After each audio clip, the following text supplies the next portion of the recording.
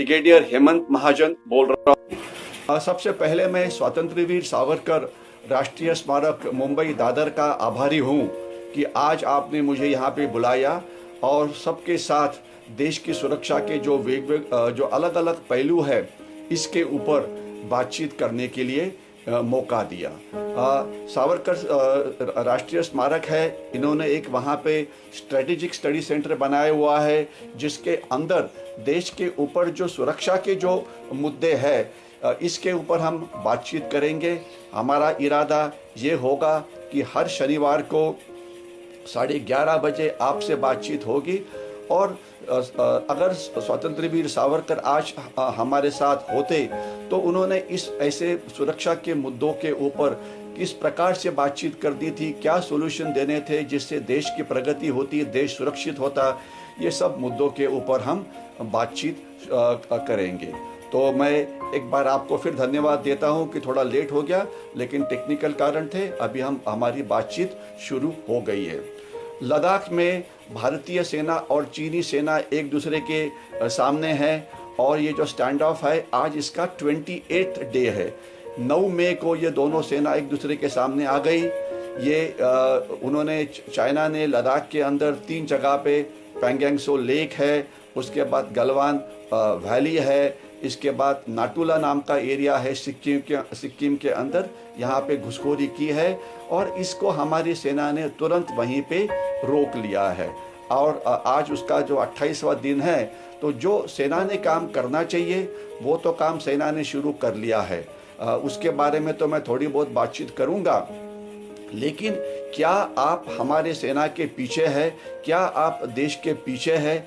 बहुत बार ये बातचीत हो गई है कि जो चाइना हमारे साथ बहुत ही बड़ा ट्रेड करता है, हमें चीज़ें बेचता है, हमारे लोग इस चीज़ों को खरीदते हैं, खरीदने के बाद उनका बहुत प्रॉफिट होता है, बहुत प्रॉफिट होने के बाद उनकी अर्थव्यवस्था मजबूत होती है, उनका डिफेंस बजट बढ़ता है, डिफेंस बजट बढ़ने से उनकी सेना का स्ट्रेंथ बढ़ता है और जो आक्रामक कार्रवाई करते हैं, जैसे आज 3 हफ्ते या 4 हफ्ते पहले से उन्होंने शुरू की है लद्दाख के अंदर और कुछ हद तक सिक्किम के अंदर।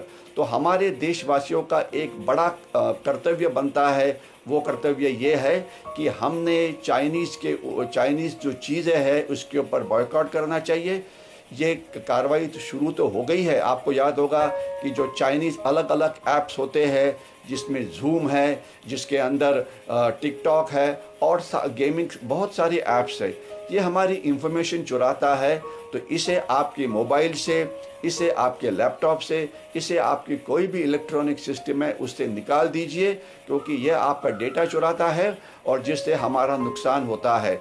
डेटा कैसे चुराया जाता है इसके बारे में बातचीत तो मैं करूँगा। और जो चाइनीज़ चीज़ें हैं इसके ऊपर बिल्कुल बहिष्कार करो। अभी बहुत सारे फेस्टिवल्स आएंगे, गणेश चतुर्थी है, दिवाली है, दशहरा है, ईद है, इसमें कोई भी चीज़ जो चाइनीज़ बनावट की है उसके ऊपर बहिष्कार डालो। जो शॉप ये बेचता है उनको बोलो कि अगर आप चाइनीज़ चीज़ आपके पास रखेंगे तो हम आपके शॉप में नहीं आएंगे। आपके कोई व्यापारी मित्र है, कॉरपोरेट वर्ल्ड में है, उनको बोलो कि स्वदेशी को बनाना शुरू करो। अर्थात इससे समय लगेगा, लेकिन अगर हम चाहते हैं तो ये बिल्कुल कर सकते हैं।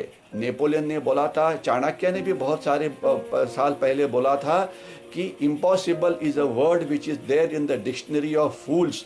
अगर हमारे 130 करोड़ का देश चाहे चाइनीज़ प्रोडक्ट के ऊपर बॉयकॉट डालना है तो 100% हम ये बॉयकॉट डाल सकते हैं। इतना ही नहीं तो 3 करोड़ से ज़्यादा भारतीय है आज विश्व के अलग अलग देशों में फैले हुए हैं। जो आपके दोस्त होंगे, जो आपके मित्र होंगे, उनको भी लिखो कि कृपया चाइनीज़ के ऊपर बॉयकॉट डालो। जब चाइना को समझ में आएगा कि पूरा देश हिंदुस्तान इकट्ठा हो गया है, आर्मी के पीछे खड़ा है, तो वो अपने आप समझ जाएंगे, जिससे हमें उनके ऊपर दबाव डालने का असर सामने नज़र आएगा। तो ये सब चीज़ों के ऊपर तो मैं बातचीत करूँगा ही। मुझे 1 घंटे का समय दिया है, जिसके अंदर 40 से 45 मिनट में बातचीत करूँगा। उसके बाद 10 से 15 मिनट हम आपसे इंटरेक्शन करेंगे, ताकि आपके कोई सवाल है, आपके कोई सुझाव है, तो इसका हम ज़रूर इसके ऊपर बातचीत करने की कोशिश करेंगे। और आज का जो मेरा विषय था, जो आपको व्हाट्सएप के ऊपर भेजा था, जो आपको सोशल मीडिया के ऊपर भेजा गया था, ये विषय था कि चाइना और पाकिस्तान हमारे खिलाफ जो एक हाइब्रिड वॉर लड़ रहे हैं, इस हाइब्रिड वॉर का मुकाबला हमारा देश कैसे कर रहा है, इसमें कुछ और करने की ज़रूरत है क्या, और इस हाइब्रिड वॉर के अंदर हम एक देश के एक अच्छे नागरिक करके हम भी हमारे देश को किस प्रकार की मदद कर सकते हैं।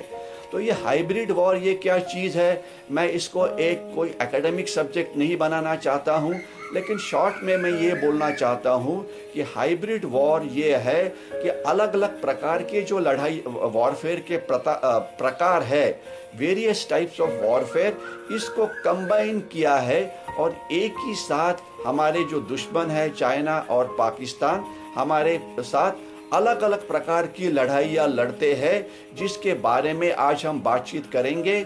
मैं आपको एक ओवरव्यू दूंगा, हर एक प्रकार के वॉरफेयर का आपको एग्जाम्पल दूंगा, और ये भी आपसे रिक्वेस्ट करूंगा कि इसमें आप एक देशभक्त नागरिक होने के कारण किस प्रकार से मदद कर सकते हैं। तो हाइब्रिड वॉर क्या है? हाइब्रिड वॉर ये कॉम्बिनेशन ऑफ वॉर्स है, जिसमें कन्वेंशनल वॉर है, जिसमें इंसर्जेंसी है, जिसमें दहशतवाद है, जिसमें नक्सलवाद है, माओवाद है, लेफ्ट विंग एक्सट्रीमिज्म है, डिप्लोमेटिक वॉर है, जिसके अंदर इकोनॉमिक वॉर है, इकोनॉमिक सबवर्शन है, डिसइंफॉर्मेशन वॉर है, साइकोलॉजिकल वॉर है, परसेप्शन मैनेजमेंट का वॉर है, हमारे मन के अंदर घुसखोरी करके हमारा ओपिनियन बदली करना, ये भी इसमें चलता है। ये वॉरफेयर के अलग अलग प्रकार है, जिसका इस्तेमाल करते हुए हमारे देश के ऊपर अलग अलग दिशा से अलग अलग स्तरों के ऊपर हमला किया जाता है, जिसके खिलाफ हमने हमारे देश का रक्षण तो करना ही है, और हमने ये लड़ाई चाइना और पाकिस्तान के अंदर जाके पहुंचानी है, क्योंकि जो डिफेंसिव चीज़ें होती है उसमें कुछ कमज़ोरियाँ होती है। आप हर एक दहशतवादी हमला रोक नहीं सकते हैं, हर एक इन्फिल्ट्रेशन नहीं रोक सकते हैं, लेकिन अगर यही चीज़ हम चाइना में करते हैं, पाकिस्तान में करते हैं, तो उनको भी इस प्रकार की चीज़ से अपना खुद का प्रोटेक्शन करना इतना आसान नहीं है। तो मैं ये सभी जो अलग अलग मुद्दे हाइब्रिड वॉर के हैं, जो चाइना और पाकिस्तान हमारे खिलाफ कर रहा है, इसके बारे में आज आपको ओवरव्यू देने की कोशिश करूंगा, एक एक एग्जाम्पल देने की कोशिश करूंगा, ताकि आपको समझ में आ जाएगा कि ये क्या चीज़ है, ताकि आप अपना कान और आँख खुला करके इस वॉर के खिलाफ आप खुद की लड़ाई जो है वो सोशल मीडिया के ऊपर शुरू करेंगे, प्रिंट मीडिया में शुरू करेंगे, इलेक्ट्रॉनिक मीडिया में शुरू करेंगे। अगर आप इन पर्सन किसी लोगों को मिलते हैं तो उनको इसके बारे में जानकारी देंगे वगैरह। हाइब्रिड वॉर ये पिछले कुछ सालों से ही शुरू हुआ है। इससे ज़्यादा मैं हिस्ट्री में नहीं जाना चाहता हूँ। मैं सिर्फ इसका जो संबंध हमारे भारत के साथ है, हिंदुस्तान के साथ है, इसके बारे में ही बात करूँगा। क्या पर्पज़ है इस लड़ाई का? इस लड़ाई का पर्पज़ सबसे ज़्यादा यह है कि जो हमारा जो दुश्मन देश है उसको जल्दी से जल्दी डिफीट करना, जल्दी से जल्दी उसका पराभव करना। अभी ये वॉर चाइना और पाकिस्तान हमारे खिलाफ क्यों लड़ रहा है? पाकिस्तान इसलिए लड़ रहा है कि पाकिस्तान ने हमारे खिलाफ 47 में लड़ाई की, जिसमें उनका पराभव हो गया। 65 में लड़ाई की, उसमें उनका पराभव हो गया। उसके बाद उन्होंने 71 में लड़ाई की, उसमें उनके 2 टुकड़े हो गए। 99 कारगिल में उन्होंने लड़ाई की, उसमें उनको बहुत तकलीफ हो गई। तो उसके बाद उन्होंने, तो ये जो कन्वेंशनल वॉर था जो सीमा के ऊपर चलता है, इसका उनको कोई फ़ायदा नहीं हुआ, इसमें वो हार गए। उनको समझ में आ गया कि भारत के साथ लड़ाई करके जीतना इम्पॉसिबल है।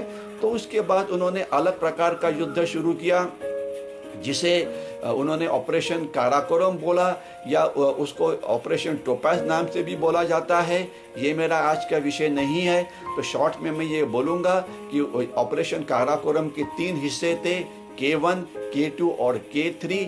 K1 यानी कि खालिस्तान में जब वहाँ पे उन्होंने वहाँ पे दहशतवाद शुरू किया, K2 यानी कि कश्मीर जो 1980 तक शांत था वहाँ पे गड़बड़ शुरू होगी 81-82 के बाद, और K3 यानी रेस्ट ऑफ इंडिया जहाँ पे उन्होंने अलग अलग प्रकार का दहशतवाद शुरू किया, नक्सलवाद शुरू किया, माओवाद शुरू किया। ईशान्य भारत के अंदर उन्होंने अलग अलग प्रकार की इंसर्जेंसी शुरू की।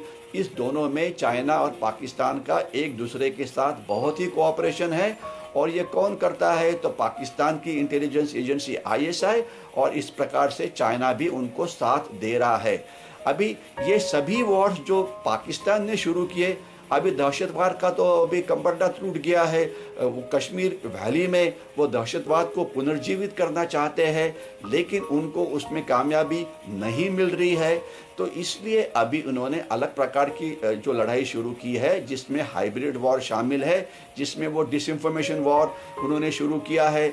यानी कि वो अभी उन्होंने एक थीम शुरू कर दी है कि इंडिया के अंदर, हिंदुस्तान के अंदर जो माइनॉरिटीज़ है वो सेफ नहीं है, जो कि एकदम ही गलत है। उन्होंने दूसरी थीम शुरू की है कि कश्मीर वैली के अंदर इंडियन आर्मी बहुत अत्याचार कर रही है, जो एकदम गलत है। वो हमारे मीडिया के अंदर हमारे लोगों से आर्टिकल लिखवा रहे हैं कि इस देश में लोगों को आज़ादी नहीं है, इस देश में लोगों के ऊपर प्रेशर डाला जाता है, इस देश की प्रगति नहीं हो सकती है, वगैरह वगैरह। तो ये डिसइंफॉर्मेशन वॉर उन्होंने शुरू किया है, जिसको हम प्रोपेगेंडा वॉर बोल सकते हैं, जिसे हम साइकोलॉजिकल वॉर बोल सकते हैं, जिसे हम परसेप्शन मैनेजमेंट बोल सकते हैं। तो इन सभी चीज़ों की हम शॉर्ट में बातचीत करेंगे। और इम्पॉर्टेंट यह है कि ये केवल एक थ्योरेटिकल क्लास नहीं होना चाहिए कि जैसे कॉलेज में होता है, जिसमें आपको सिखाया जाता है कि साइकोलॉजिकल वॉर और डिसइंफॉर्मेशन वॉर के अंदर फ़र्क क्या है, इसकी डेफिनेशन क्या है। ये सब बोलना मेरा आज इरादा नहीं है। मेरा इरादा ज़्यादा ये होगा कि आपको ये कॉन्सेप्ट समझ में आ जाए, जिससे आप इस वॉरफेयर के खिलाफ एक सोल्जर बन के काम करें। आज हर एक नागरिक जो है उसने साइबर वॉरियर बनना चाहिए, उसने इंफॉर्मेशन वॉरियर बनना चाहिए, उसने साइकोलॉजिकल वॉरफेयर के खिलाफ लड़ाई करना चाहिए, उसने डिसइंफॉर्मेशन वॉरफेयर के खिलाफ लड़ाई शुरू करना चाहिए।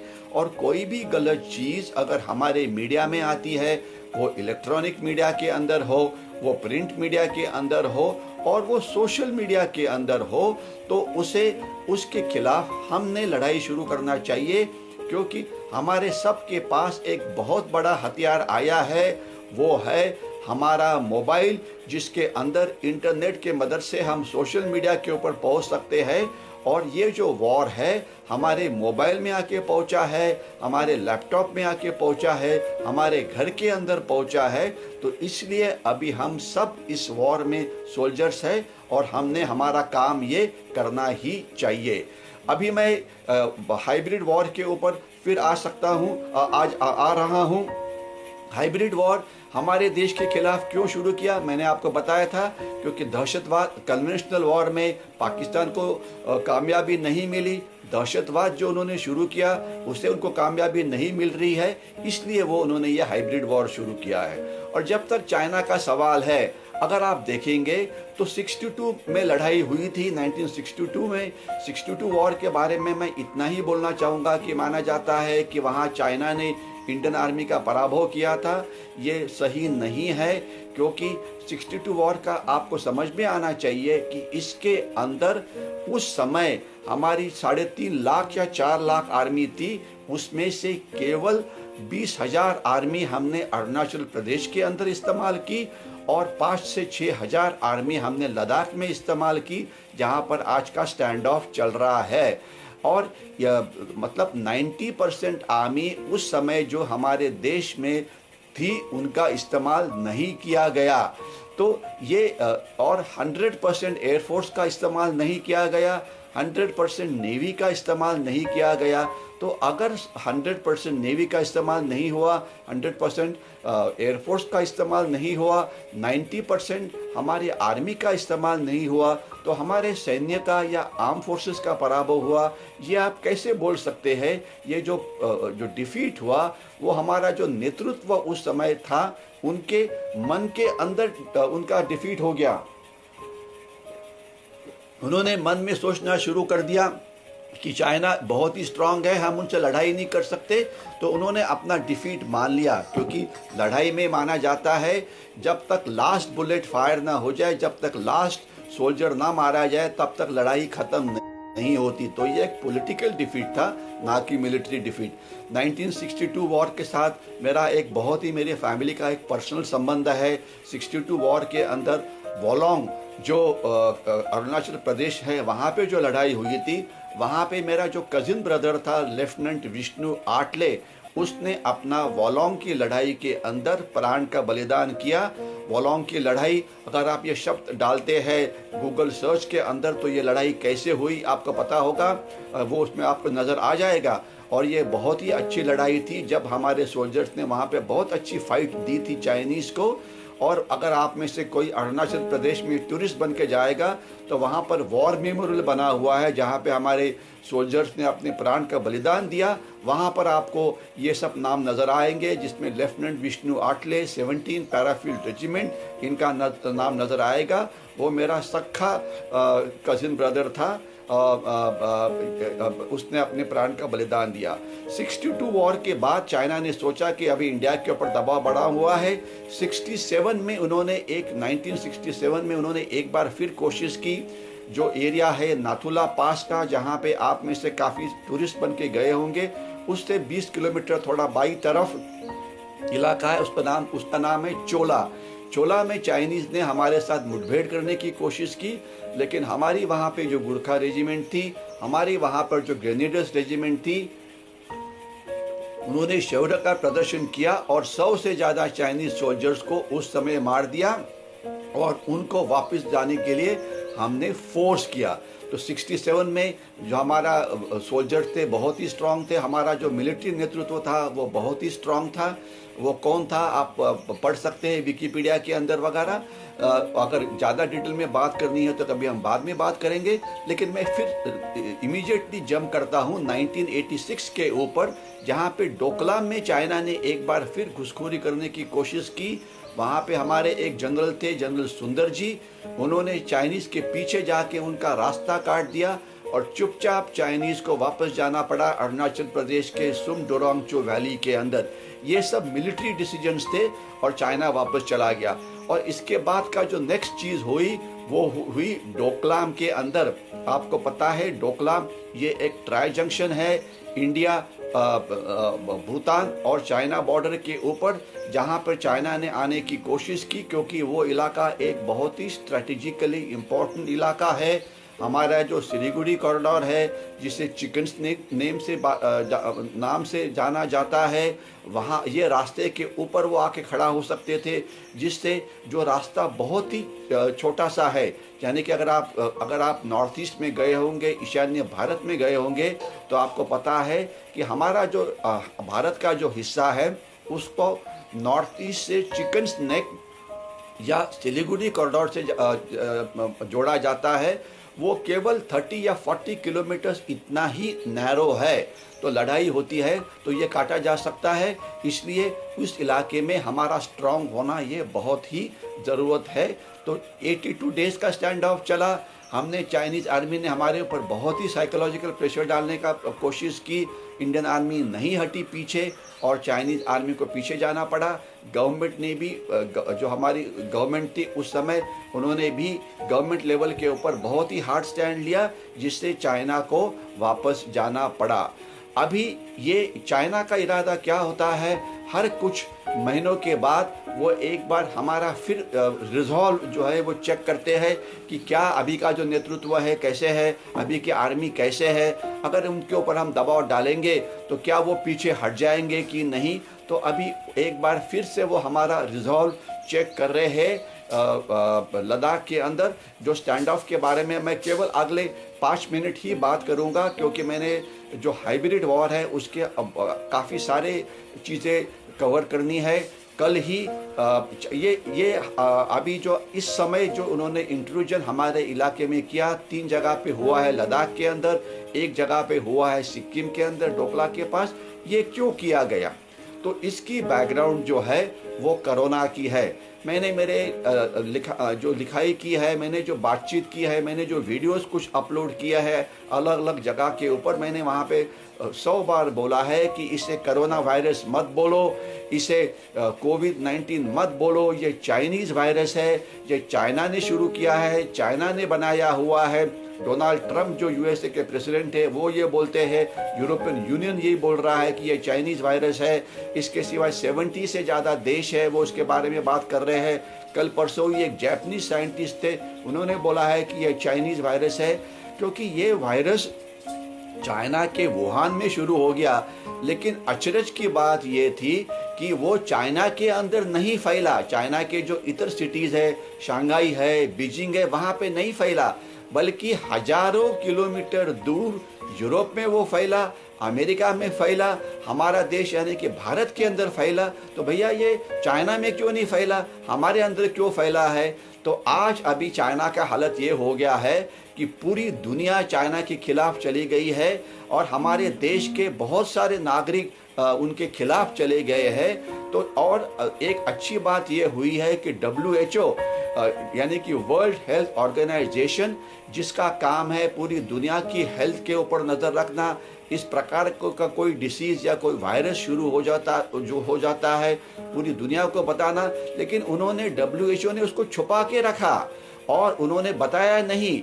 चाइना ने तो प्रिकॉशन ले ली, उन्होंने जो अपने देश के अंदर जो इंटरनल फ्लाइट्स थे वो बंद कर दिए, लेकिन एक्सटर्नल फ्लाइट्स जो चाइना से दूसरे देशों में जाते थे वो चालू रहे। तो ये जो चाइनीज़ बाहर जा रहे थे, चाइना से, वुहान से जो लोग बाकी नॉन चाइनीज़ जो अलग बाहर जा रहे थे, ये सब एजेंट बने, जिससे ये वायरस पूरी दुनिया में पसर गया।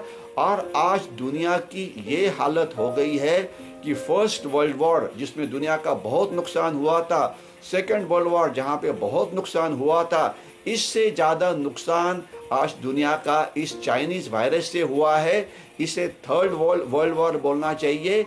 ये एक बायोलॉजिकल वॉर है, ये एक जैविक युद्ध है जो चाइना ने पूरी दुनिया के ऊपर तो डाला ही है, हमारे देश के ऊपर भी डाला है। दुनिया की फिक्र हम इतनी ज़्यादा क्यों करें, वो अपने आप की फिक्र करते रहेंगे, लेकिन हमारे देश का भी जो नुकसान जितना 47 में नहीं हुआ, हमारी जितनी भी लड़ाई थी अलग अलग प्रकार की, इन सब में जो हमारा नुकसान हुआ, 47 की लड़ाई है, 1962 की लड़ाई है, 65 की लड़ाई है, 71 की लड़ाई है, कारगिल की लड़ाई है, उसके बाद का शुरू हुआ दहशतवाद है, इंसर्जेंसी है, इन सब का जो नुकसान है कंबाइन करो, उसमें जितना नुकसान हमारे हिंदुस्तान का या हमारे देश का नहीं हुआ, उससे ज़्यादा नुकसान हमारा इस लड़ाई के अंदर हुआ है। ये हमें समझ में आना चाहिए। हमारी अर्थव्यवस्था का क्या हाल हुआ है आपको पता है। खैर, हम एक हार्डवर्किंग नेशन है, हम देशभक्त लोग हैं, हम इससे बाहर आएंगे और कंपैरेटिवली बाकी दुनिया के तुलना में हमने कोरोना को या चाइनीज़ वायरस को ज़्यादा अच्छी तरह से कंट्रोल किया है। शायद और ज़्यादा कामयाबी मिलती तो अच्छा होता, लेकिन हम होंगे कामयाब, हम इस लड़ाई में जीतेंगे, क्योंकि पूरी जो हमारे जो लोग हैं ये सभी हमारे साथ है, इसलिए हम ये लड़ाई को जीतेंगे, इसमें कोई शक नहीं होना चाहिए। तो मैं चाइनीज़ वायरस के बारे में इतना ही बोलना चाहता हूँ कि अभी WHO के प्रेसिडेंट हमारा देश बना हुआ है, हमारे जो आरोग्य मंत्री है डॉक्टर हर्षवर्धन ये बने हुए हैं, इसलिए चाइना डर गया है कि शायद पूरी दुनिया चाहती है कि इंक्वायरी हो, तो इंक्वायरी होगी तो सबको पता लगेगा कि चाइना वायरस चाइनीज से शुरू हो गया है, तो इसलिए वो चाहते हैं ये इंक्वायरी ना हो। दूसरा जो कारण वो है कि वो दिखाना चाहते हैं कि अगर इंडिया जो अभी आज सेकंड स्ट्रॉन्गेस्ट कंट्री है पूरी दुनिया के अंदर USA के बाद, अगर हम इंडिया के साथ पंगा ले सकते हैं, इंडिया के ऊपर प्रेशर डाल सकते हैं, तो हम हमारी मिलिट्री का ताकत इस्तेमाल करते हुए सबके ऊपर प्रेशर डालेंगे, या वो हांगकांग में हो या ताइवान में हो या साउथ चाइना में हो, यानी कि वो इंडिया के लद्दाख के अंदर घुसखोरी करके पूरी दुनिया को मैसेज दे रहे हैं कि हिंदुस्तान जैसे स्ट्रांग देश को अगर हम दबाव डाल के पीछे जाने के लिए फोर्स कर सकते हैं, तो यही कार्रवाई हम पूरी दुनिया के खिलाफ कर सकते हैं। तो इसलिए हम जो बोलते हैं वो मानना शुरू करो। तीसरा कारण है कि जो ट्रेड वॉर चाइना ने दुनिया के खिलाफ शुरू कर दिया है, आपको याद होगा कि चाइना अभी हमारा जो स्टॉक एक्सचेंज है, वहाँ पे हमारी जो कॉरपोरेट कंपनीज है उनके स्टॉक मार्केट में कीमत काफ़ी कम हो गई है, क्योंकि अर्थव्यवस्था को धक्का पहुँचा है। तो चाइना इस समय हमारे HDFC नाम की जो एक अच्छी कंपनी है, उनके शेयर आधे कीमत में खरीदना चाहते थे, जो कि खरीदना बिल्कुल ही गलत बात है, क्योंकि ये समय नहीं है। तो हमारी सरकार ने बिल्कुल एक करेक्ट डिसीजन लिया और एक हुक्म पास कर दिया कि कोई भी नेबरिंग कंट्री हमारे देश में इस समय, जब तक ये चाइनीज़ वायरस के ऊपर पूरा काबू नहीं आ पाता, तब तक ये शेयर्स नहीं खरीद सकते। क्योंकि फॉरेन डायरेक्ट इन्वेस्टमेंट वैसे तो वेलकम है, फॉरेन इंस्टीट्यूशनल इन्वेस्टमेंट ये वेलकम है, लेकिन आधे दाम में हमारे शेयर, जो अभी आज की हालात है, क्योंकि बहुत उथला पथल चल रही है स्टॉक मार्केट में, ये समय नहीं है, तो इससे भी चाइना को गुस्सा आया हुआ है। इसके सिवाय चाइना चाहता है कि अभी 4G की बात हो रही है, 5G की बात हो रही है, उनकी हुआई नाम की जो कंपनी है वो हमारे देश में नेटवर्क भी करना चाहती है, लेकिन हम उसमें उनको परमिशन देने का हमारा इरादा फ़िलहाल नहीं है, क्योंकि अगर वो होगा तो हमारा डेटा चुराई होगा, जिसे बिग डेटा बोला जाता है। आर्टिफिशियल इंटेलिजेंस के मदद से क्या होता है, ये टेक्नोलॉजिकल वॉर जो होता है, जो एक हाइब्रिड वॉर का हिस्सा है, उसके बारे में हम अलग से बात करेंगे। लेकिन इसमें मैं एक बात बोलना चाहता हूं कि कुछ देर पहले चाइना ने वन बेल्ट वन रोड नाम की चीज़ शुरू की थी, जिसका मतलब था कि चाइना जो वर्ल्ड का एक मैन्युफैक्चरिंग का बड़ा सेंटर है, वहाँ से रोड शुरू होंगे, वहाँ से फ्लाइट शुरू होंगी, वहाँ से समुंदर के रास्ते होंगे, और जो मार्केट है, जो अमेरिका में है, जो यूरोप में है, जो अफ्रीका में है, जो हमारे देश यानी हिंदुस्तान के अंदर है, वहाँ पे उसको जोड़ा जाएगा, ताकि ये चीज़ें जल्दी से मार्केट में पहुँच जाए। ये इसका फ़ायदा चाइना को होना था। बिल्कुल हमने सही डिसीजन लिया, हमने इसमें हिस्सा नहीं लिया। यूरोप ने हिस्सा लिया, इटाली ने हिस्सा लिया, आज उनका क्या बुरा हाल हो गया है ये आप पढ़ पाएंगे। इसके ऊपर मैंने 1-2 वीडियोस भी डाले थे स्वतंत्रवीर सावरकर के वेबसाइट के ऊपर, जो ज़रूर पढ़ी है उसको, कि वन बेल्ट वन रोड में हिस्सा लेने से इटाली नाम के देश का क्या हाल हुआ है, अफ्रीका का क्या हाल हुआ है। ये सभी देश अभी एक वॉरफेयर में फंसे हुए हैं, जिसे आप इकोनॉमिक वॉरफेयर बोलो, इसे आप इकोनॉमिक सबवर्शन बोलो, इसे आप डेट डिप्लोमेसी बोलो। उन्होंने इतना ज़्यादा कर्जा लिया हुआ है कि वो कर्जा वापस ही नहीं कर पा रहे हैं। तो ये भी एक हाइब्रिड वॉर का हिस्सा है। कर्जा दे दो, जो श्रीलंका में किया गया, कर्जा उनको दे दिया हम्बनतोता बंदर के अंदर, अभी वो वापस नहीं कर पा रहे हैं। तो इस प्रकार का इकोनॉमिक वॉर वो हमारे देश के साथ करना चाहते थे। जब उन्होंने देखा हम वन बेल्ट वन रोड के अंदर हम हिस्सा शामिल नहीं हो रहे हैं, तो उन्होंने एक और घुसखोरी करने की कोशिश की, जिसे बोलते हैं virtual one belt one road. यानी कि जो हमारे इंटरनेट बेस्ड जो अप्लायंसेस है, यानी कि सॉफ्टवेयर कंपनीज है, हार्डवेयर कंपनीज है, इसके सिवाय ब्राउजिंग कंपनीज है, इसके सिवाय ब्रॉडकास्टिंग कंपनीज है, टेक्नोलॉजिकल कंपनीज है, स्टार्टअप्स है, इन्होंने इस कंपनी के अंदर हमारे शेयर्स खरीदने शुरू कर दिए, जिससे क्या हो जाता कि हमारी जो टेक्नोलॉजिकल कंपनीज है, ये इसमें अगर चाइना जाएगा तो अभी समझ लीजिए कि ये मेरा मोबाइल है, इस मोबाइल अगर ये चाइनीज़ है या उस पर सॉफ्टवेयर चाइनीज़ डाला हुआ है या ऐप चाइनीज़ डाला हुआ है, तो इस मोबाइल में जो मेरी पर्सनल खबर है ये पूरी चुराई जा सकती है, क्योंकि ये इसमें कैमरा मेरा ऑपरेट किया जा सकता है रिमोट से, मेरा ऑडियो है वो किया जा सकता है, मैं किससे बातचीत कर रहा हूँ ये समझ में आ सकता है, मैं क्या बातचीत कर रहा हूँ, मैं किसी को कॉल कर रहा हूँ, मेरी बैंकिंग ट्रांजैक्शन क्या हो रही है, यानी मेरी 100% बिहेवियर समझ में आ जाएगी, जिससे वो मेरे खिलाफ लड़ाई कर सकते हैं। मैं तो एक बहुत ही अनइम्पॉर्टेंट आदमी हूँ, तो मेरी प्रॉब्लम तो कोई ज़्यादा नहीं है।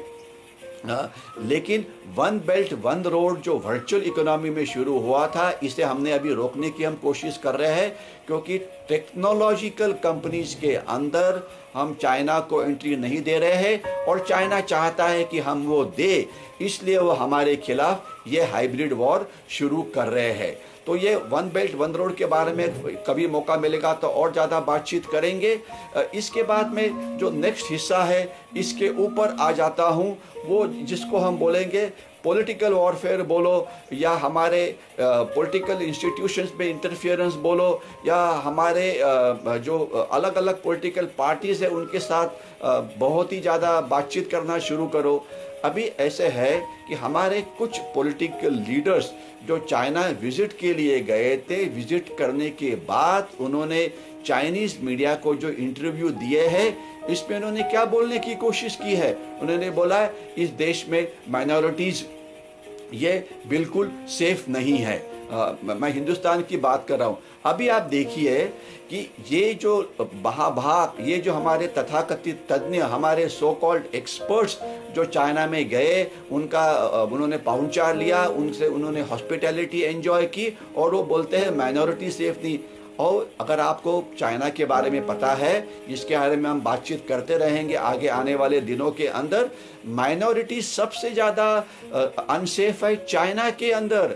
चाइना के अंदर शिनजियांग नाम का प्रोविंस है, जहाँ पे 2 करोड़ उइगर मुस्लिम्स रहते हैं। उनका रिलीजन मोहम्मदन यानी मुस्लिम है वो। अभी इनका क्या हाल है, वहाँ पे वो अपना कोई भी जो रिलीजियस चीज़ें हैं वो नहीं, वो अगर मस्जिद में जाना है वहाँ पर कंट्रोल है, वहाँ पे मस्जिद जो है उसका जो डिज़ाइन है वो चाइनीज़ देंगे वो है। आज 20 लाख से ज़्यादा जो उइगर मुस्लिम्स है उनको रिफॉर्मेटरीज यानी कि कैंप के अंदर डाला हुआ है। नाम तो दिया है कि हम उनकी पॉलिटिकल एजुकेशन कर रहे हैं, लेकिन ये जितने भी फैमिली हेड्स है उनको बोला गया है कि आप रिलीजन के बारे में कोई भी बात नहीं करेंगे, आप सिर्फ चाइनीज़ ही है, आप कुछ भी नहीं करेंगे। तो ये ह्यूमन राइट्स जो हो रहे हैं वो वहाँ पर उनके ऊपर अन्याय हो रहा है। दूसरी माइनॉरिटीज़ है तिब्बत के अंदर, वहाँ पे ह्यूमन राइट वायलेशंस हो रहे हैं। इसके बारे में हमारे जो सो कॉल्ड एक्सपर्ट्स है, या तो वो मीडिया के हो या वो पॉलिटिकल पार्टीज़ के हो, वो उसके बारे में नहीं बात करेंगे। बोलेंगे कि भाई हिंदुस्तान के अंदर, इंडिया के अंदर ये सब बातचीत हो रही है। मैं किसी के नाम नहीं देना चाहता हूँ। ये अगर आप ये डालेंगे कि किसने विजिट किया है, आप गूगल सर्च में डालो, आपको नज़र आ जाएगा। इसके ऊपर काफ़ी सारे आर्टिकल्स लिखे हुए हैं, नाम लेना किसी का सही नहीं होगा।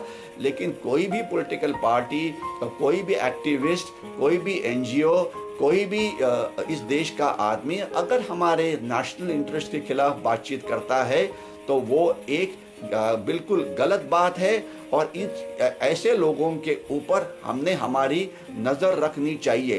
क्या चाइनीज़ हमारे इलेक्ट्रोल सिस्टम में इंटरवीन करना चाहते हैं? क्या इस प्रकार का वो किसी की पॉलिटिकल फंडिंग करते हैं क्या? ये सब चीज़ें अभी ओपन डोमेन में अवेलेबल नहीं है, लेकिन मैं एक आपको एग्जांपल देना चाहूँगा। 1970s के दशक के अंदर और 1980s के दशक के अंदर आपको याद होगा, तब एक USSR नाम का देश था, यूनाइटेड सोवियत सोशलिस्ट रिपब्लिक, जो एक सुपर पावर माना जाता था। उनकी इंटेलिजेंस एजेंसी थी KGB। वो अलग अलग देशों में इस प्रकार का पॉलिटिकल वॉरफेयर करते थे, और उनका एक एजेंट था मिट्रोविन।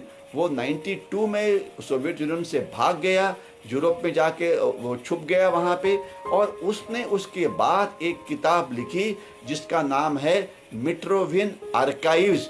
ये किताब आपको इंटरनेट के ऊपर मिल सकती है। आप नाम डालिए मिट्रोविन आर्काइव्स, आपको ये किताब मिलेगी।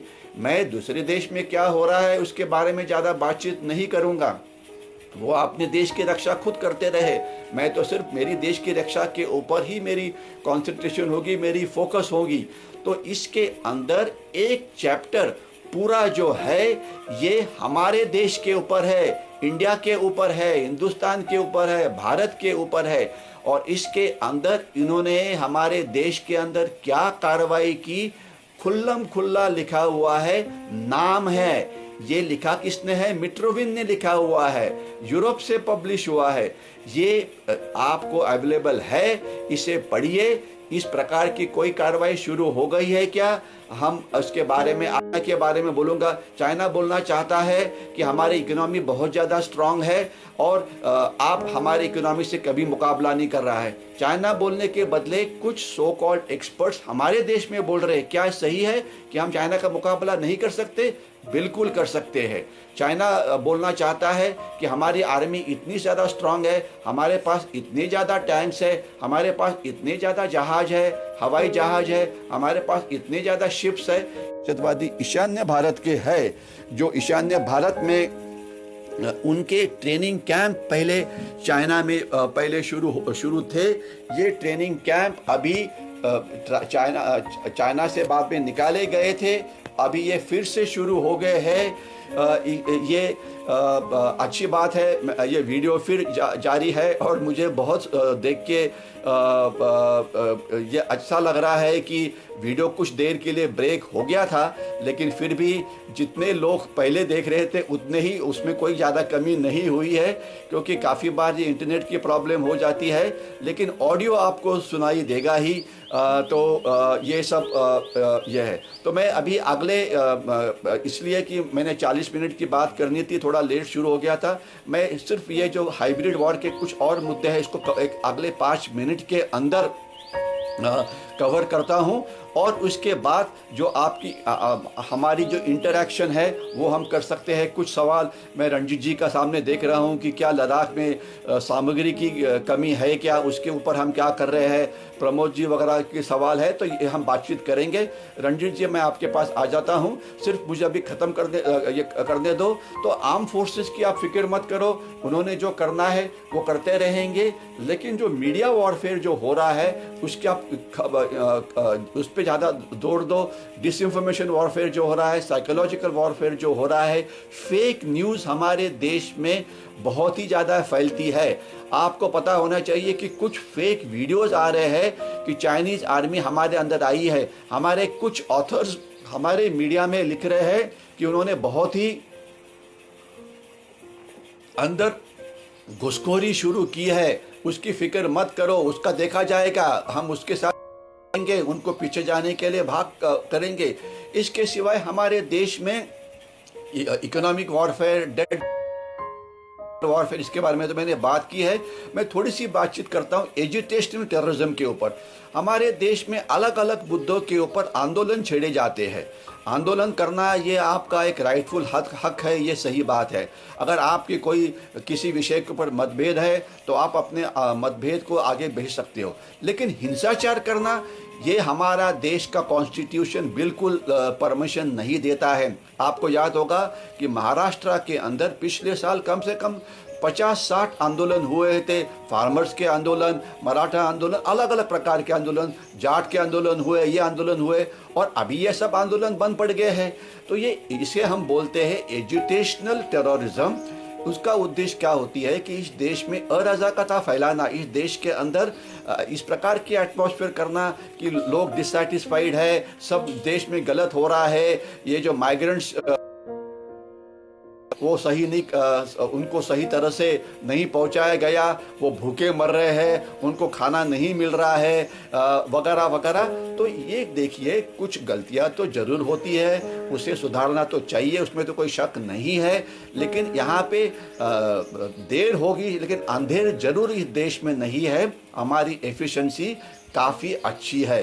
तो एजुटेशनल टेररिज्म और अननेसेसरी वायलेंस, होता क्या है कि किसी ने बड़ा नेता बनना है तो वो 10-12 गाड़ियाँ जला देता है। अभी महाराष्ट्र में जो एजुटेशंस हुए, वहाँ उस एजुटेशंस के अंदर 50% ऑफ पब्लिक ट्रांसपोर्ट, जिसे एसटी बोला जाता है, जिसे स्टेट ट्रांसपोर्ट बोला जाता है, उनको जला दिया। अरे भैया, आपकी कोई प्रॉब्लम है तो आपको पब्लिक ट्रांसपोर्ट जलाने का क्या हक है? आपने पब्लिक प्रॉपर्टी जलाई, आपने प्राइवेट प्रॉपर्टी जलाई क्या? और पब्लिक ट्रांसपोर्ट कौन इस्तेमाल करता है? जो सबसे लोएस्ट जो इकोनॉमिक स्टेटा के लोग होते हैं वो इस्तेमाल करते हैं। अगर आप इनको पब्लिक प्रॉपर्टी जला दो तो उनके पास साधन क्या रहेगा? एक एसटी की गाड़ी, स्टेट ट्रांसपोर्ट की गाड़ी, जिसकी कीमत 80 लाख 1 करोड़ से ज़्यादा होती है, वो रिप्लेस करना क्या इतना आसान है? क्या हमारी इतनी इकोनॉमी स्ट्रांग है? तो ये नहीं है, ये बिल्कुल सही बात नहीं है। ये आपको ये चीज़ समझ में आना चाहिए, इसकी आप फिक्र बिल्कुल, तो इसलिए आप इसकी फिक्र मत करो। एजुकेशनल वॉरफेयर रोकना चाहिए। लीगल वॉरफेयर, हमारे कानून का इस्तेमाल करते हुए हमारे एक्टिविस्ट हमारे देश में क्या कर रहा है, इसके बारे में कभी हम बात करेंगे। तो ये सब चीज़ें हैं जो अलग अलग हाइब्रिड वॉर के हिस्से हैं। इसके सिवाय नेबरहुड के अंदर वो आके गड़बड़ करते हैं वगैरह वगैरह। तो ये सब चीज़ों के बारे में हम बातचीत करेंगे आगे आने वाले दिनों के अंदर। लेकिन अभी मैं वाइंड अप करने से पहले मैं 2 चीज़ें बोलना चाहूँगा। एक बार फिर सब चाइनीज़ ऐप निकाल दो, चाइनीज़ चीज़ों के ऊपर बहिष्कार डालो। कोई भी गलत वीडियोस चाइना से आते हैं, पाकिस्तान से आते हैं, इसके ऊपर ये मत करो। अगर कोई आर्टिकल्स हमारे देश के खिलाफ लिखे जाते हैं हमारे देश की मीडिया के अंदर, इंटरनेशनल मीडिया के अंदर, उसके अंदर उसमें शामिल मत हो। अपने आर्मी के ऊपर भरोसा रखो, आर्म फोर्सेस के ऊपर भरोसा रखो।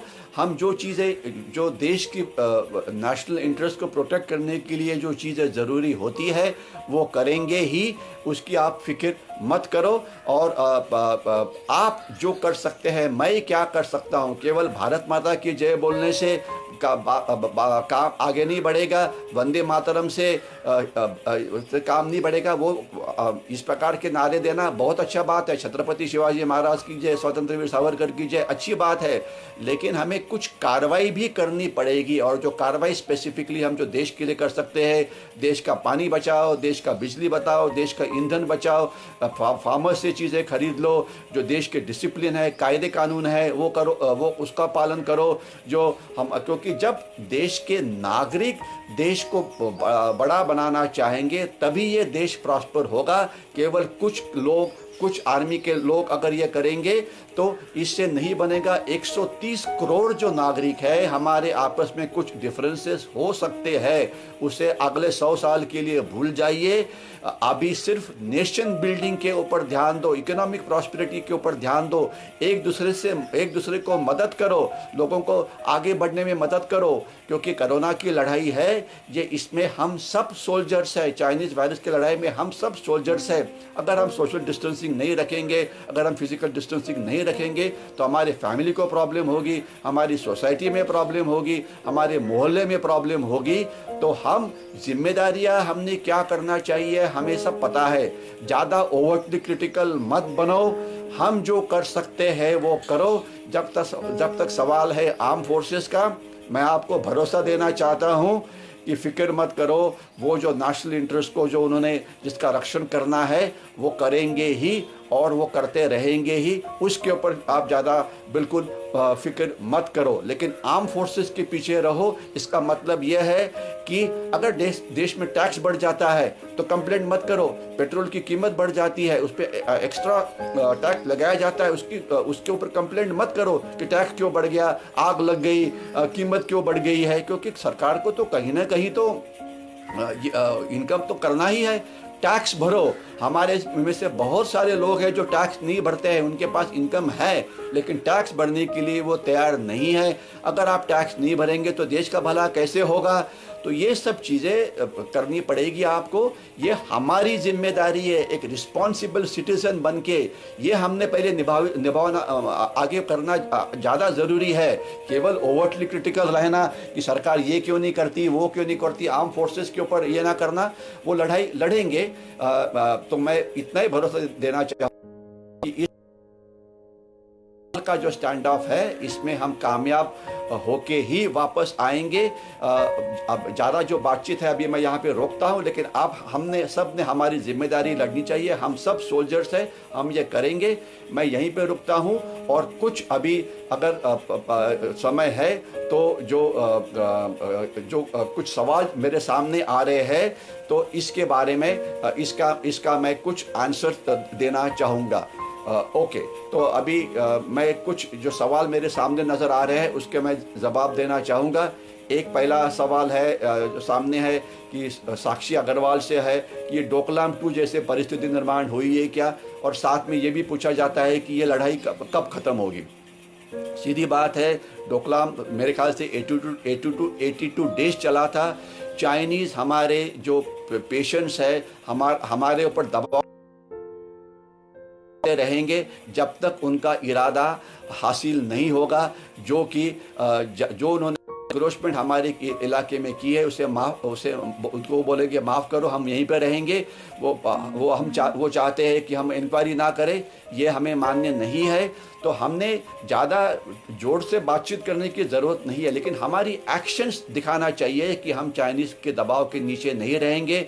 जो एक्शंस हमने दी थी कि आर्मी ने उसको वहाँ पे उनको रोका रखा हुआ, उनको आगे नहीं बढ़ने दे रहे हैं। अभी चाइनीज़ ने वहाँ पे, आप में से कुछ लोग डर गए हैं कि चाइनीज़ आर्मी बहुत ज़्यादा आ गई है।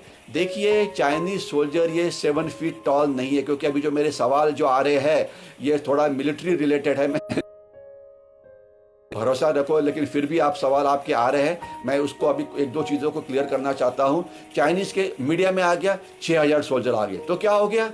हमारे 6000 से ज़्यादा सोल्जर वहाँ पर है, चाइनीज़ के पास टैंक्स है, तो क्या हो गया? आज हमारे लद्दाख में 100 टैंक वहाँ पे खड़े हैं, 120 से ज़्यादा वहाँ पे आर्मर्ड पर्सनल कैरियर वहाँ पे खड़े हैं। आपको अगर थोड़ा सा फौज के बारे में बोलना चाहेंगे तो अरुणाचल प्रदेश के अंदर हमारे 1.5 लाख से ज़्यादा सेना डिफेंस में वहाँ पे है। उस इलाके में कोई भी चाइनीज़ इंक्रोचमेंट को हम उसका मुकाबला कर सकते हैं, कोई प्रॉब्लम नहीं है। सिक्किम में हमारे तकरीबन 60-70 हज़ार से सीमा है जो सिलीगुड़ी कॉरिडोर का या चिकन नेक करेक्शन करती है, वो काफ़ी सफिशेंट है। इसके बाद अरुणाचल प्रदेश है, उत्तरांचल है, वहाँ पे तकरीबन 50-60 हज़ार इतनी सेना है, कोई प्रॉब्लम नहीं है। और इतना ही नहीं तो इंडियन आर्मी को लड़ने का अनुभव है, हमारे सोल्जर्स लड़ते हैं। चाइनीज़ को लड़ने का बिल्कुल कोई अनुभव नहीं है। लास्ट वॉर जो लड़े थे वो 1978 के अंदर, अगर मुझे डेट ठीक तरह से याद आ रहा है, तो ये वियतनाम से उन्होंने किया था, जिसमें उनका पराभव हो गया। ठीक है, तो चाइनीज़ सोल्जर 7 फीट टॉल नहीं है, हमारे सोल्जर ज़्यादा बैटल हार्डन्ड है, हमारा नेतृत्व बिल्कुल अच्छा है। जैसे आपको पता है कि जो कारगिल में जो इंट्रूजन हुआ था, हमने खून बहाया, लेकिन हमने उनको वहाँ से वापस किया। 550 सोल्जर्स और हमारे अधिकारियों ने अपने प्राण का बलिदान किया। वो ही हो सकता है। और चाइनीज़ जो हमारी जो फ़ौज है वहाँ पे बिल्कुल डटी हुई है, वहाँ पे तैनात है, वहाँ पे डिप्लॉयड है, तो आप फिक्र मत करो। और जो एक सवाल बीच में आ रहा था कि क्या उन्होंने किसी आईटीबीपी पोस्ट, आईटीबीपी यानी कि इंडो तिब्बतन बॉर्डर पुलिस, क्या उनकी पोस्ट को कैप्चर किया है? चाइना कोई भी चीज़ कैप्चर नहीं कर सकती। वहाँ पे जैसी डिप्लॉयमेंट, जैसे तैनाती, हमारी लाइन ऑफ कंट्रोल है, जहाँ पर हम पाकिस्तानी आर्मी के साथ आईबॉल टू आईबॉल है, इस प्रकार की तैनाती इस इलाके में नहीं है। क्योंकि इस इलाके में इसके पहले की सरकार रास्ता बनाने के लिए ही डरती थी। वो सोचते थे कि चाइना क्या सोचेगा। चाइना के रास्ते पूरे सीमा तक आके पहुंच गए, लेकिन हमारे रास्ते नहीं थे। इसलिए सेना भेजना हो, उनको वहाँ पे क्विकली डिप्लॉय करना हो, चाइनीज़ किस इलाके में आ जाते हैं तो उनको तुरंत रिस्पांस देना हो, ये पॉसिबल नहीं था। क्योंकि वहाँ पे रास्ते ही नहीं थे, आपको पैदल जाना पड़ता था और 6 से 7 दिन आपको चलना पड़ता था लेह से इस इलाके में जाने के लिए। अभी एक रोड बनी है जिसको दौलत बेग ओल्डी नाम का रोड बोलते हैं, जिससे हमारी उस इलाके में ये काफ़ी फास्ट हो गई है, तो ये अच्छी चीज़ है। तो वहाँ पे आईबॉल टू आईबॉल डिप्लॉयमेंट नहीं है। इसलिए जो चाइनीज़ जो आए हैं वो जो एरिया जहाँ पर कोई नहीं, जिसे डिस्प्यूटेड एरिया बोला जाता है, ये अपने आप में एक अलग ही विषय हो सकता है। डिस्प्यूटेड एरिया यानी कि चाइना और इंडिया के अंदर चाइना बोलता है कि यहाँ तक एरिया हमारा है, हम बोलते हैं वहाँ तक हमारा एरिया है, लेकिन हमारे दोनों देशों के बीच में जो एग्रीमेंट हुआ है उसमें हमने बोला है जो एरिया डिस्प्यूटेड है, इस डिस्प्यूटेड एरिया में किसी ने नहीं आना चाहिए, यानी कि उस इलाके में हम हमारे डिफेंसेस नहीं बनाएंगे और चाइना भी हमारे डिफेंसेस नहीं बनाएगा। तो आज जो चाइना आई है, ये जो डिस्प्यूटेड एरियाज़ है, जो चाइना बोलते हैं कि हम फिंगर 8 तक या फिंगर 4 तक आ सकते हैं, उस इलाके में वो आए हैं, वहाँ पे हमारी तैनाती नहीं है, वहाँ पे डिप्लॉयमेंट नहीं है। ये मत सोचना कि वो हमारे आके किसी उन्होंने पोस्ट को ओवररन कर दिया है, जैसे किया जा सकता है। तो इसकी फ़िक्र आप मत करो। कुछ एक्सपर्ट्स है, सो कॉल्ड एक्सपर्ट्स, उनकी वो इस प्रकार के आर्टिकल लिखे जा रहे हैं और उसमें से कुछ फौजी भी जो है उनकी अपनी खुद की एजेंडाज है जो इस प्रकार की इंफॉर्मेशन दे रहे हैं। ये सही नहीं है। इंट्रूजन जो हुआ है वो डिस्प्यूटेड एरिया के अंदर हुआ है और इसे हम ज़रूर वापस भेजेंगे कल ही। अभी देखिए ये जो हमारा इंडिया चाइना जो बॉर्डर डिस्प्यूट है, कि एक ने सवाल पूछा ये कब सॉल्व होगा, उसका शॉर्ट आंसर है कभी नहीं सॉल्व होगा। जब तक हम चाइना का कहना नहीं मानते हैं तब तक वो इसके ऊपर इसे मतलब बाउंड्री डिस्प्यूट को सॉल्व नहीं करेंगे, क्योंकि वो एक प्रेशर टैक्टिक्स है। और ये क्या, ये कोरोना के ऊपर मतलब ये करने के लिए एक तरीका है। यस, कोरोना चाइना पूरी दुनिया को दिखाना चाहता है कोरोना के बाद चाइना रिकवर हो गया है, और अगर वो हिंदुस्तान जैसे एक मिलिट्रीली स्ट्रॉन्ग देशों को अगर वो मतलब प्रेशर डाल सकता है, तो इसी प्रकार का प्रेशर वो साउथ चाइना समुद्र में डाल सकता है, साउथ ईस्ट एशियन देशों के ऊपर डाल सकता है, हांगकांग के ऊपर डाल सकता है, ताइवान के ऊपर डाल सकता है। तो इसलिए वो हमारा एक एग्जाम्पल बनाना चाहता है, लेकिन हम डट पे खड़े हुए हैं, हम पीछे नहीं हटेंगे। इसके बाद एक सवाल पूछा था रंजीत जी ने कि क्या कमी है। एक बात तो माननी पड़ेगी कि डिफेंस बजट हमारी बहुत ही कम हो गई है, लेकिन मैं एक फेमस स्टेटमेंट जो जनरल मलिक जो हमारे चीफ ऑफ आर्मी स्टाफ थे इन्होंने दी थी कारगिल के युद्ध के समय, उसको मैं रिपीट करना चाहूँगा। We will fight with what we have, यानी कि हमारे पास जो साधन है उस साधन से हम लड़ाई करेंगे और अच्छी तरह से लड़ाई करेंगे जैसे हमने कारगिल में की थी। चाइना का मुझे भरोसा है कि आगे आने वाले दिनों में हमारी इसमें कोई भी नहीं चाहिए। फौज के ऊपर फौज के ऊपर आप भरोसा रखो और मुझे भरोसा है कि ये आगे बढ़ेगा। मुझे रंजीत जी या बता दीजिए कि मैं कब ख़त्म करूं, क्योंकि मुझे समझ में नहीं आ रहा है। एक बीच में टेलीफोन तो बच रहा था, लेकिन वो मैं उसका आंसर नहीं कर पा रहा हूं। तो अगर आप सोचते हैं कि मैं मेरा सेशन बंद करूं, क्योंकि मेरे ख्याल से अभी हमने शुरू किया था 11:40 को, तो अभी 1 घंटा हो गया है। तो अगर आप चाहे तो आप मुझे इशारा दीजिए रंजीत जी कि मैं कब बंद करूं, लेकिन मैं जब तक आपका मेरे पास ये नहीं आए तब तक मैं बातचीत कहूँगा कि क्या हिंसाचार, रंजीत जी ने पूछा, हिंसाचारी जो आंदोलन करने वाले हैं क्या ये देशद्रोही है, इनके खिलाफ हम कानून कर सकते हैं कि नहीं। मैं आपको ये बोलना चाहूँगा कि एजिटेशन यानी कि आंदोलन करने का अधिकार हमारे देश की कानून हर एक को देती है। तो आंदोलन करना कोई उसमें गलत नहीं है अगर आप सोचते हैं कि कोई चीज़ सही नहीं हो रही है तो। लेकिन जब आंदोलन का रूपांतर, आंदोलन गेट्स कन्वर्टेड इनटू हिंसाचार, into burning public property, burning private property, तो ये इसके लिए कानून परमिशन नहीं देता है। और कानून ने इसके पहले ही बोला है, सुप्रीम कोर्ट ने और हमारी न्याय व्यवस्था में, कि अगर इस प्रकार का कोई आंदोलन हो जाता है, इसके अंदर कोई पब्लिक प्रॉपर्टी डैमेज होती है, जिसने ये आंदोलन छेड़ा था, कि समझो मिस्टर एक्स नाम की पार्टी है, मिस्टर एक्स वाई नाम की एक NGO है, इन्होंने बोला था, आंदोलन शुरू किया था और इसमें हिंसाचार हुआ जिसमें 10 गाड़ियाँ जला दी, तो कानून बिल्कुल क्लियरली साफ बोलता है कि इनसे जो नुकसान भरपाई है वो करवा लो। और उत्तर प्रदेश में इस प्रकार की कार्रवाई शुरू कर दी है, लेकिन लोग हमारी जो स्टेट गवर्नमेंट से इतना डरती है, अलग अलग प्रेशर ग्रुप से, कि वो कानून जो बना हुआ है पहले से, जो सुप्रीम कोर्ट ने दिया हुआ आदेश है, उसका पालन नहीं करती। तो इसलिए ये सब चीज़ें जो है ये चल रही है। मुझे रंजित जी का ये आ रहा है कि मैं कुछ सवाल और ले सकता हूँ, तो मैं अभी और एक 5-10 मिनट सवाल लेता हूँ, क्योंकि मुझे बहुत अच्छा लग रहा है कि 2 बार ब्रेक होने के बावजूद भी इतने सारे लोग ये कर रहे हैं। अभी अगला सवाल है, एक निरंत जी से सवाल है, निरंत सिन्हारी जी से, कि गवर्नमेंट ओपनली चाइना के खिलाफ क्यों बातचीत नहीं करती।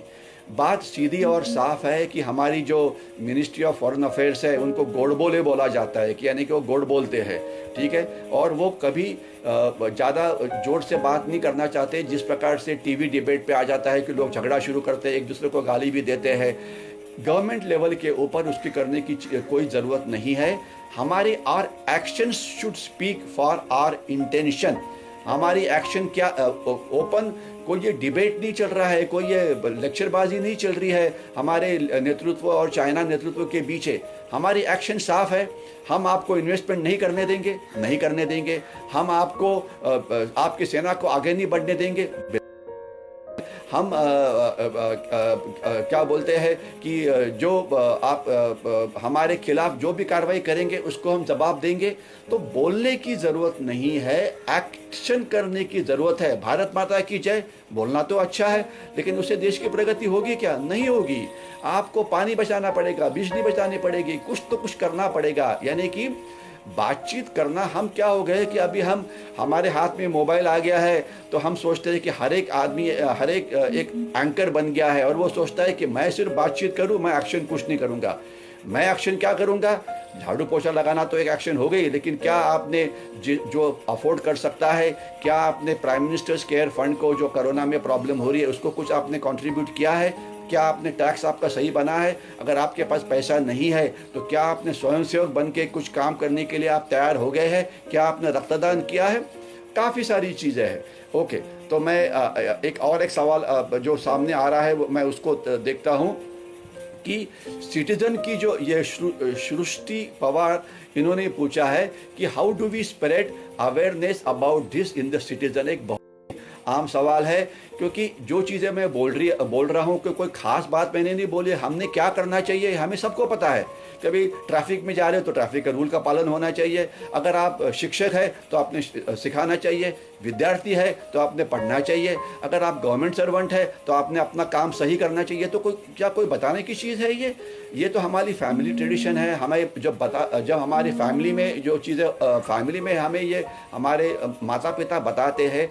लेकिन देश के बारे में ये जो नेशनल अवेयरनेस है, इसे ज़रूर सिखाने की ज़रूरत है। मैं इसे एडल्ट लिटरेसी के नाम पे बोलूँगा।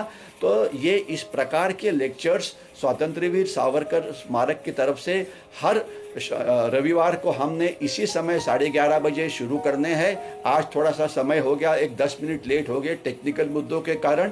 मेरा टेक्निकल नॉलेज थोड़ा कम पड़ा। मैं प्रमोद का आभारी हूं कि उन्होंने सिचुएशन रिट्रीव कर ली, लेकिन अगले हफ्ते ऐसे नहीं होगा।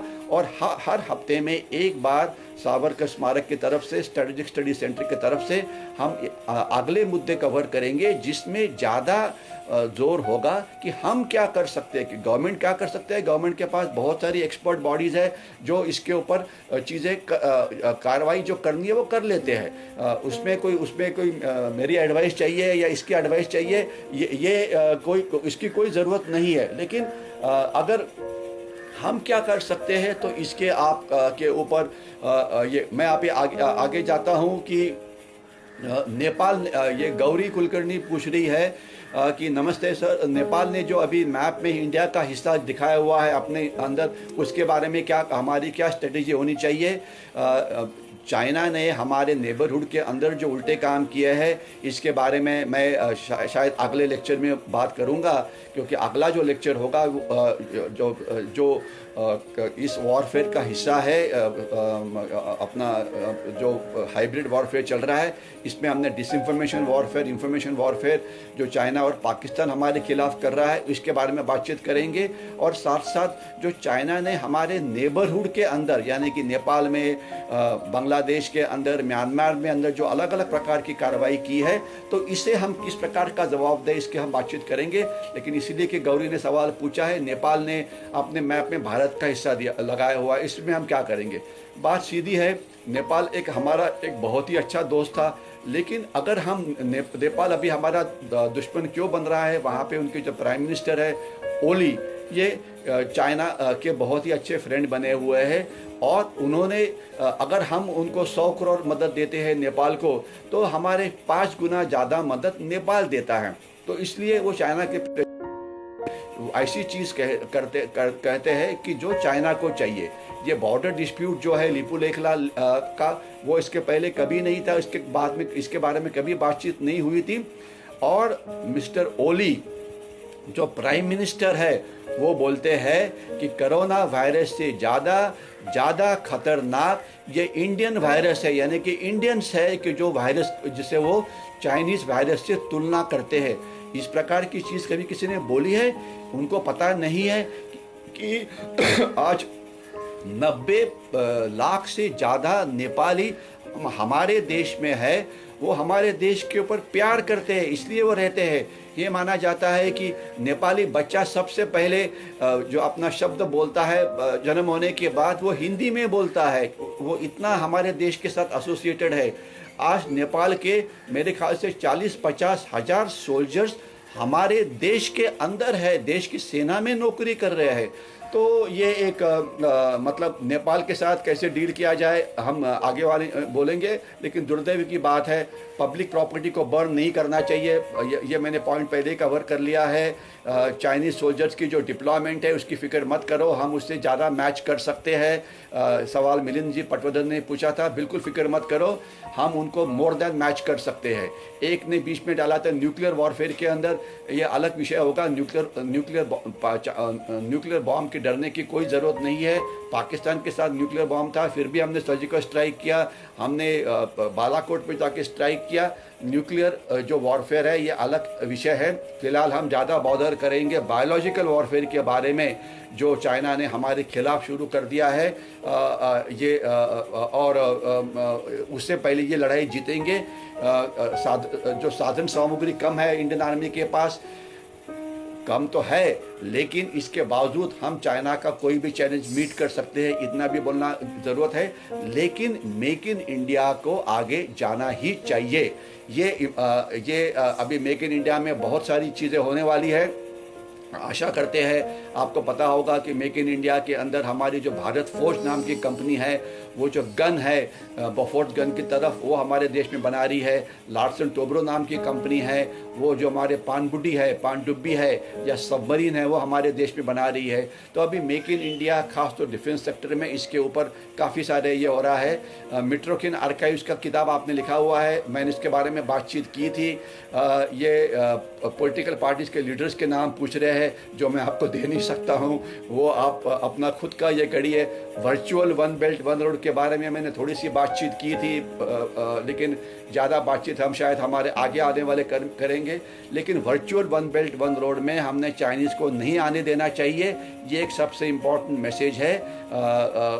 इसके बारे में हम आगे बात करेंगे कि क्या इंडिया सॉफ्ट टारगेट है, तो इसका आंसर है नहीं, हम सॉफ्ट टारगेट नहीं है। मेरे ख्याल से अभी समय की कमी हो रही है, तो अगर आपकी परमिशन है तो मैं इस सेशन को अभी ख़त्म करना चाहूँगा। एक बार मुझे रणजीत जी या राजेंद्र जी से एक मैसेज मिले कि क्या, तब तक मैं एक सवाल और लेता हूँ कि अभी मैं अगले 2 मिनट में ख़त्म करना चाहूँगा, क्योंकि अभी भी काफ़ी लोग सारे इसके ऊपर है। एक सवाल अभी सामने आया है कि क्या डोनाल्ड ट्रंप और जो बिडेन, इनके जो प्रेसिडेंशियल इलेक्शन है, इसमें कौन इलेक्ट होना चाहिए। वो तो खैर अमेरिकन इलेक्टोरेट ढूंढेगी। लेकिन मैं इतना ही बोलना चाहूँगा, अमेरिका से हम एक चीज़ सीखते हैं, वहाँ पे दो पार्टीज़ है, पॉलिटिकल पार्टीज़, एक है डेमोक्रेट्स और दूसरा है रिपब्लिक। दोनों अभी चाइना के खिलाफ है और उन्होंने यूएसए ने चाइना के खिलाफ इतने सारे कदम उठाए हैं। हांगकांग के उन्होंने स्टेटस को बदली कर दिया है, कंपनीज के ऊपर ये डाला हुआ है। ये एक अपने आप में अलग विषय है।